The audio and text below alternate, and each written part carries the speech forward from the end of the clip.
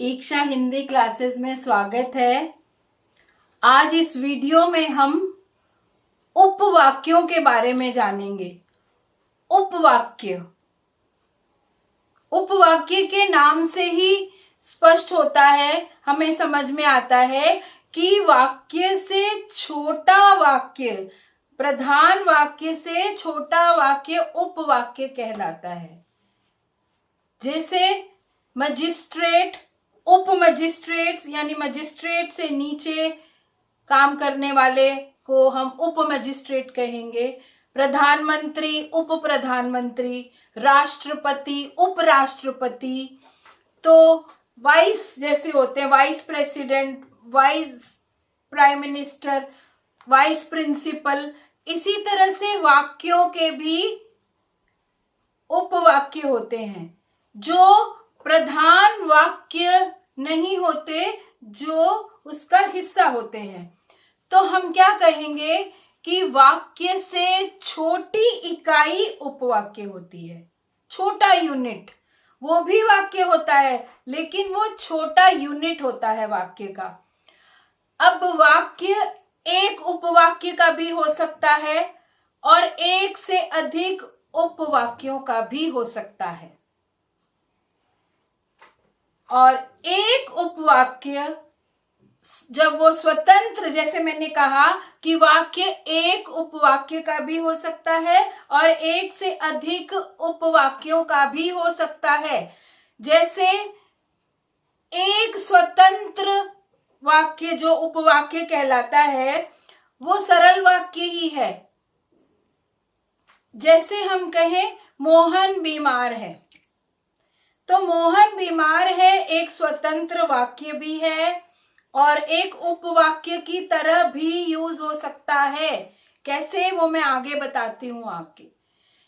तो आप देखेंगे कि कभी कभी एक वाक्य में अनेक वाक्य होते हैं, एक वाक्य में एक से अधिक वाक्य होते हैं। इसका अर्थ है कि उसमें जिसमें एक से अधिक वाक्य हैं और वो एक वाक्य है पूरा, तो उसमें एक तो प्रधान वाक्य होगा और बाकी जो वाक्य है, दो या तीन छोटे छोटे उसमें वाक्य हैं, वो उपवाक्य होंगे। तो आपको वाक्य विचार में वाक्यों के प्रकार पढ़ने के लिए यह जानना बहुत जरूरी है कि उपवाक्य क्या है और उपवाक्य कितने प्रकार के होते हैं। अब मैं आपको उदाहरण के द्वारा समझाती हूं कि जो मैंने बातें कही वो स्पष्ट करने के लिए मैं आपको उदाहरण देती हूं। जैसे एक वाक्य है, मोहन ने कहा कि मैं खेलूंगा। अब ये पूरा एक वाक्य है। मोहन ने कहा कि मैं खेलूंगा, ये पूरा एक वाक्य है, लेकिन इसमें दो वाक्य हैं। मोहन ने कहा पूरा वाक्य है क्योंकि इसमें उद्देश्य भी है और विधेय भी है। उद्देश्य और विधेय क्या होते हैं ये समझने के लिए आप उद्देश्य और विधेय वाला वीडियो जरूर देखें, वो भी मैंने पोस्ट किया हुआ है, क्योंकि वाक्यों को समझने के लिए उद्देश्य और विधेय का समझना जरूरी है। तो हम आते हैं वापस अपने उदाहरण पर। मोहन ने कहा कि मैं खेलूंगा। मोहन ने कहा भी एक वाक्य है और मैं खेलूंगा ये भी पूरा वाक्य है, लेकिन ये दोनों मिलकर एक वाक्य बन गए हैं। तो इसमें मोहन ने कहा प्रधान वाक्य है और मैं खेलूंगा उपवाक्य है, और ये बीच में की आ गया इन दोनों को जोड़ने के लिए। तो अब आपको समझ में आ गया कि उपवाक्य क्या है। इस प्रकार हम ये कह सकते हैं कि उपवाक्य भी दो या दो से अधिक पदों का समूह है। मैं खेलूंगा, इसमें दो पद है। मैं अभी नहीं खेलूंगा, अगर वो कहे मोहन ने कहा कि मैं अभी नहीं खेलूंगा, तो इसमें दो से अधिक पद आ गए। तो हम ये कह सकते हैं कि उपवाक्य भी दो या दो से अधिक पदों का समूह है, जैसे प्रधान वाक्य होता है।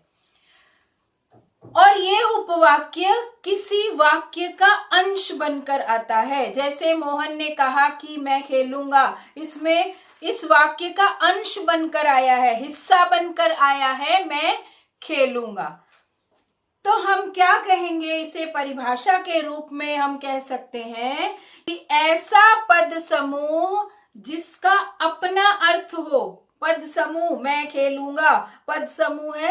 एक ऐसा पद समूह जिसका अपना अर्थ हो, जो एक वाक्य का हिस्सा हो, जो एक वाक्य का भाग हो, जिसमें उद्देश्य और विधेय दोनों हो, उपवाक्य कहलाता है।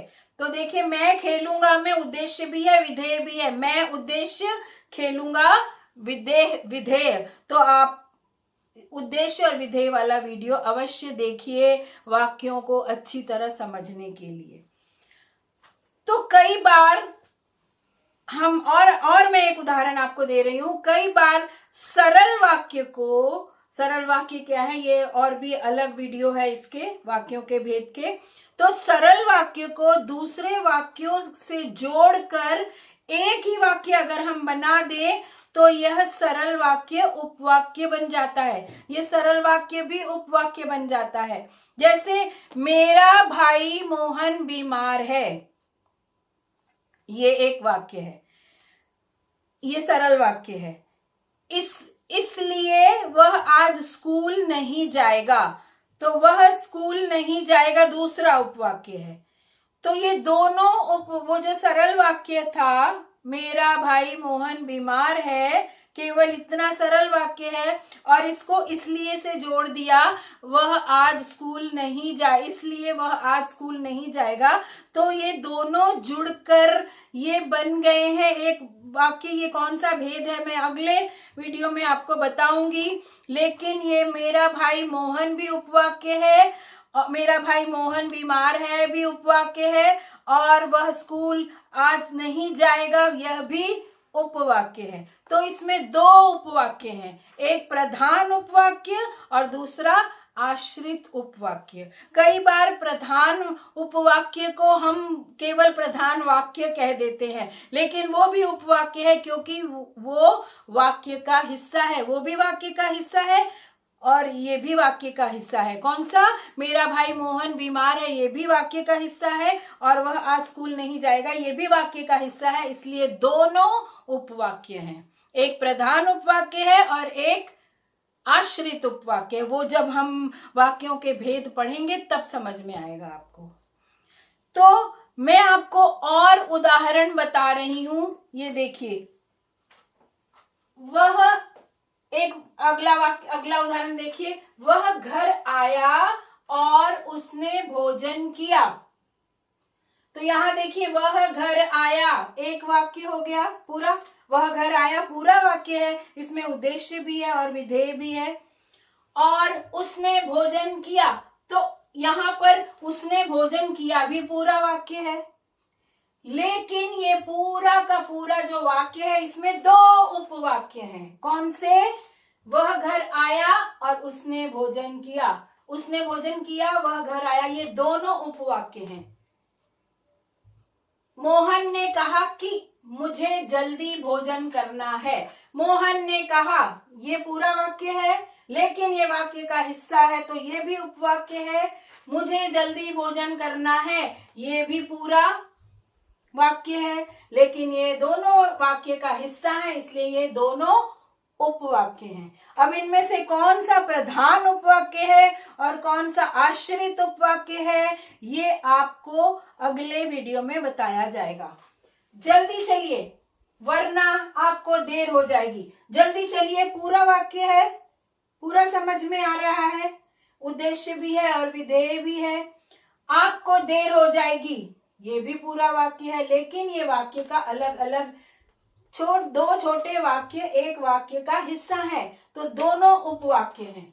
मैं भी आपके साथ चलता, परंतु मेरा स्वास्थ्य ठीक नहीं, मैं भी आपके साथ चलता, ये पूरा वाक्य है।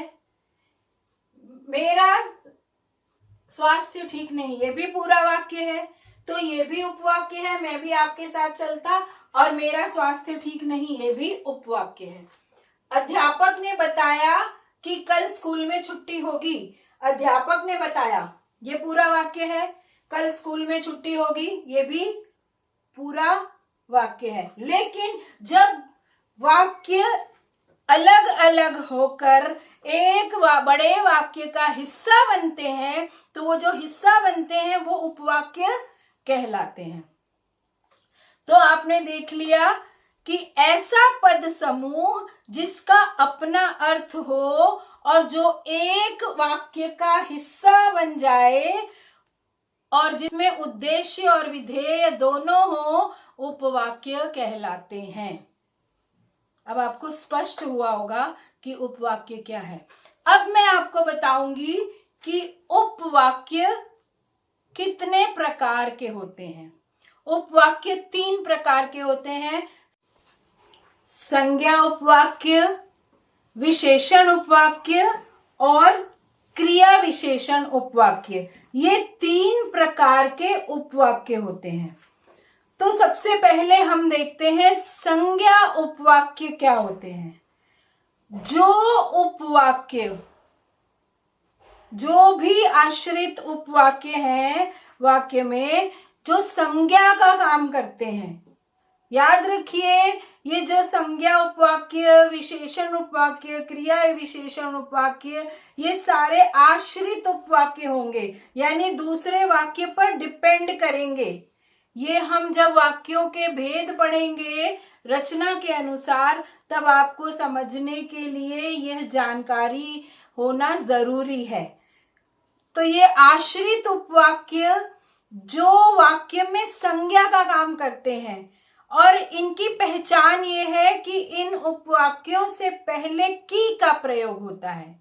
की आएगा, जिस भी उपवाक्य में आप देखोगे की आया है, समझ लो वो की के बाद वाला जितना हिस्सा है वाक्य का वो संज्ञा उपवाक्य है। जैसे मैं जानता था कि तुम नहीं आओगे, तो मैं जानता था के बाद की आया है और की के बाद आया है तुम नहीं आओगे, तो तुम नहीं आओगे ये संज्ञा उपवाक्य है, की के बाद वाला हिस्सा।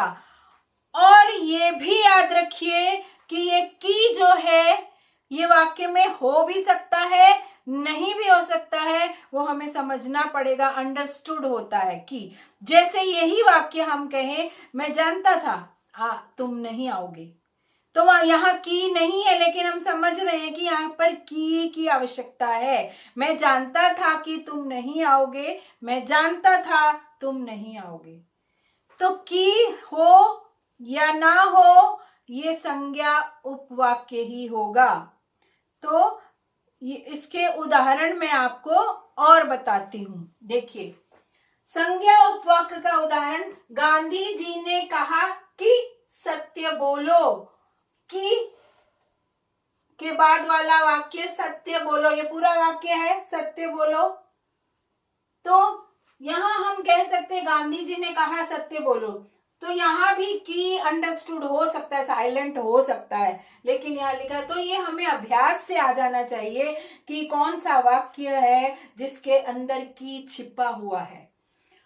और फिर देखिए, मुझे विश्वास है कि तुम आओगे, फिर वही बात कि मुझे विश्वास है तुम आओगे, तो यहाँ की हो या ना हो, लेकिन हमें मानना होगा यहाँ की है, और ये की के बाद वाला जितना है ये संज्ञा उपवाक्य है। ये वाक्य में संज्ञा का काम कर रहा है। कैसे कर रहा है वो मैं आपको अभी बताती हूँ।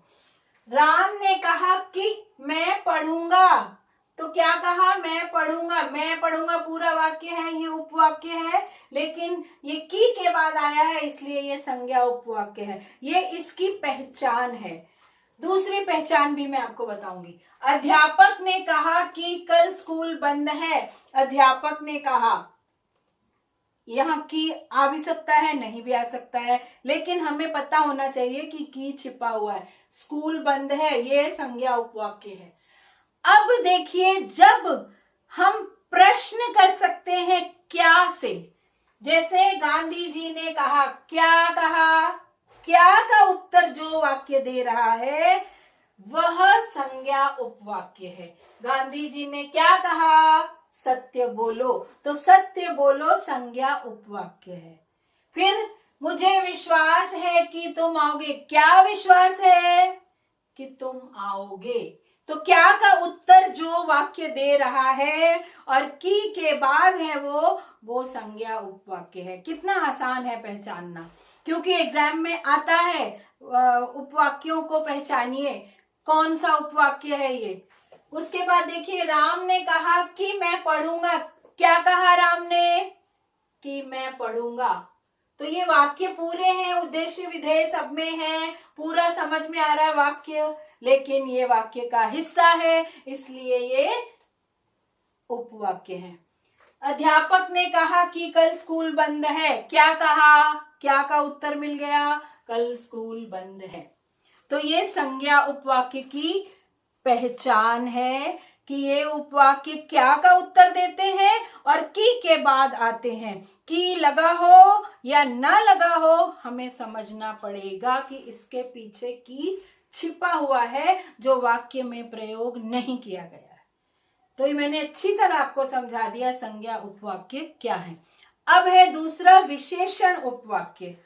जो आश्रित उपवाक्य या जो उपवाक्य विशेषण की तरह प्रयोग होते हैं वाक्य में, विशेषण का काम करते हैं, जो उपवाक्य पूरे वाक्य में, उपवाक्य तो वाक्य का हिस्सा है, तो पूरे वाक्य में जो उपवाक्य विशेषण का काम करते हैं यानी विशेषता बतलाने का काम करते हैं, वे उपवाक्य विशेषण उपवाक्य कहलाते हैं। आपको पता है विशेषण क्या होते हैं। तो जैसे हम कहें, आपकी पुस्तक कहाँ है जो मैंने दी थी, कैसी पुस्तक, क्या है उस पुस्तक की विशेषता, जो मैंने दी थी, तो ये पुस्तक की विशेषता बन गई कि जो मैंने दी थी। तो जो के बाद वाला हिस्सा जो है वो उपवाक्य है और वो विशेषण उपवाक्य। तो पहचानने के लिए विशेषण उपवाक्य के कौन से हैं, उनको पहचानने के लिए भी मैं आपको बता रही हूं कैसे पहचानेंगे। जो, जैसा, जितना के बाद वाला जो हिस्सा होगा वाक्य का वो विशेषण उपवाक्य होगा। जो, जितना, जैसा। और ये भी याद रखिएगा कि ये जो जितना, जैसा है, ये वाक्य उपवाक्य शुरू में भी आ सकते हैं, वाक्य के अंत में भी आ सकते हैं। जैसे मैंने कहा कि आपकी पुस्तक कहाँ है जो मैंने दी थी, तो मैं ऐसे भी कह सकती हूँ, जो मैंने दी थी वह पुस्तक कहाँ है, जो मैंने दी थी वह आपकी पुस्तक कहाँ है। तो जो मैंने दी थी, चाहे ये वाक्य में पहले आए या बाद में आए, ये विशेषण उपवाक्य ही कहा जाएगा। जो, जितना, जैसा के बाद वाला। समझ में आ गया सबको।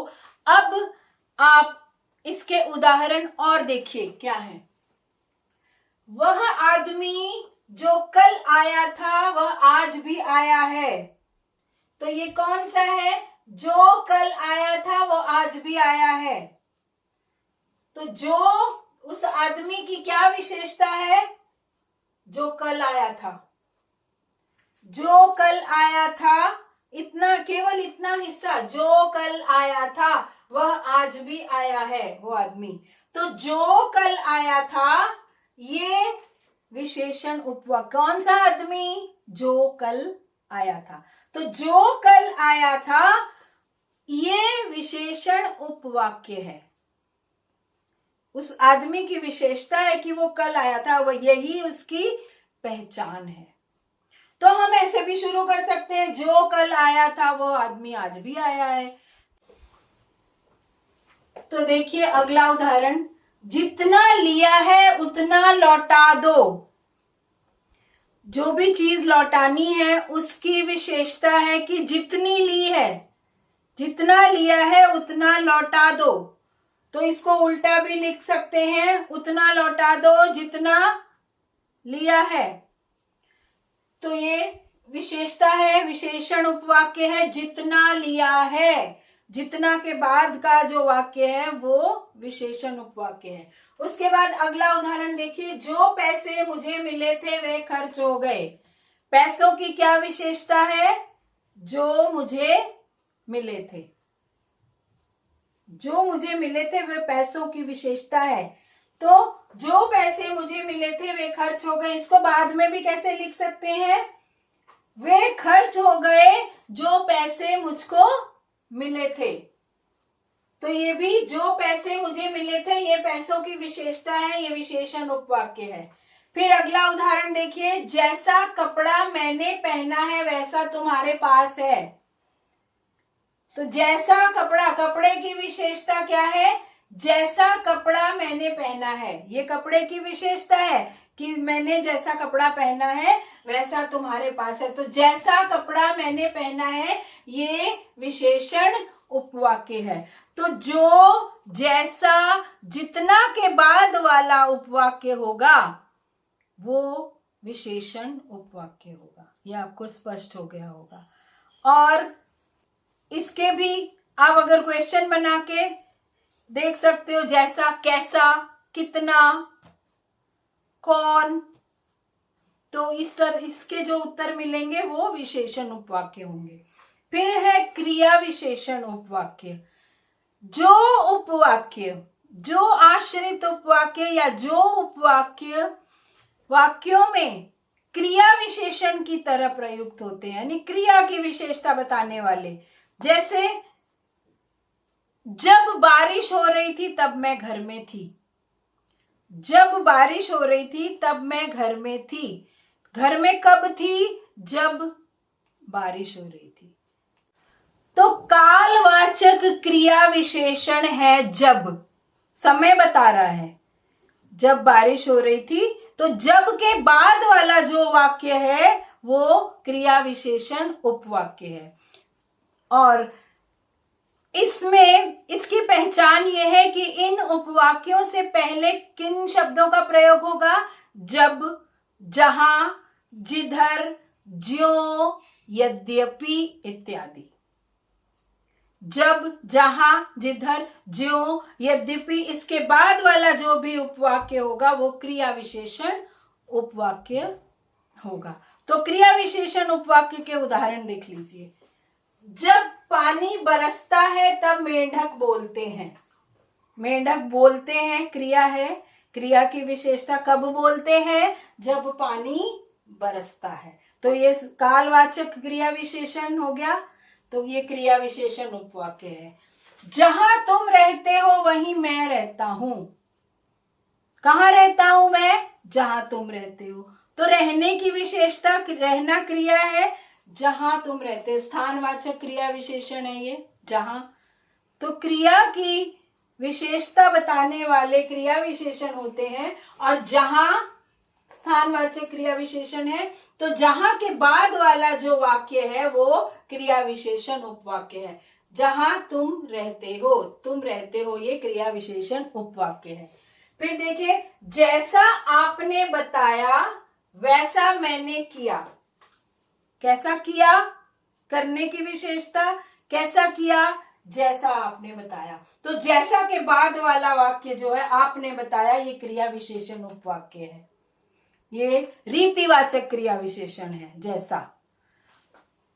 फिर देखिए अगला, यदि तुम पढ़ते तो पास हो जाते। अब कैसे पास हो जाते? यदि तुम पढ़ते। ये कार्य कारण बताने वाले जो क्रिया विशेषण होते हैं वो भी, उसके बाद वाले वाक्य भी क्रिया विशेषण उपवाक्य कहलाएंगे। यदि तुम पढ़ते, मतलब यदि के पहले कोई कारण होगा, कार्य और कारण। तुमने ये कार्य किया इसलिए ऐसा हुआ। कार्य और कारण का संबंध जो बताते हैं, तो उसके बाद वाले वाक्य जो होते हैं वो क्रिया विशेषण उपवाक्य होते हैं। यदि तुम पढ़ते, यदि तुम पढ़ते, तो ये क्रिया विशेषण उपवाक्य है। तो पास हो जाते। तो ये क्रिया विशेषण जो है, ये उपवाक्य, ये स्थान, काल, रीति और कार्य कारण बताते हैं। तो इसके भी क्वेश्चन बना सकते हो आप। कहाँ, अगर क्वेश्चन पूछना हो, जब पानी बरसता है तब, तो इसका क्वेश्चन बन जाएगा, प्रश्न बन जाएगा कब, इसका प्रश्न बन जाएगा कहाँ, इसका प्रश्न बन जाएगा कैसे, और इसका प्रश्न बन जाएगा इसका कारण क्या है। यदि तुम पास पढ़ते तो पास हो जाते, तो पास हो जाते, कैसे पास हो जाते, यदि तुम पढ़ते। तो इस प्रकार हमने देखा उपवाक्य 3 प्रकार के हैं, संज्ञा उपवाक्य, विशेषण उपवाक्य और क्रिया विशेषण उपवाक्य। ये आपको अच्छी तरह समझ आ गए होंगे, और आगे हम वाक्यों के बारे में और अगले वीडियो में पढ़ेंगे। तो चैनल को सब्सक्राइब कर दीजिए, शेयर कीजिए, लाइक कीजिए, अपने दोस्तों को भी बताइए, और हमेशा दूसरों का ख्याल पहले रखना चाहिए।